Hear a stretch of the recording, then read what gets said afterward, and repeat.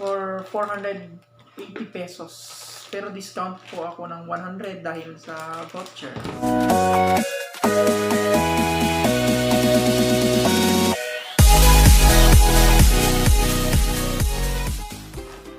Hello guys! I-unbox po natin itong binili kong product from Shopee. Ito ay solar wire. Hindi po siya nakabox. Nakasupot lang po. So, i-unbox po natin. Ito po is 10 meters wire.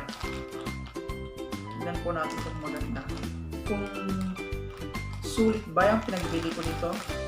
Buksan po natin.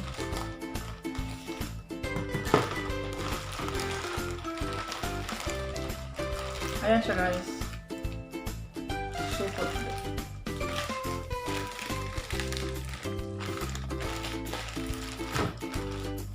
For 480 pesos. Pero discount po ako ng 100 dahil sa voucher. So, buksan po natin.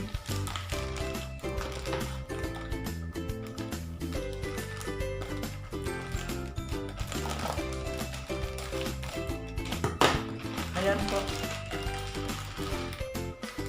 Ayan.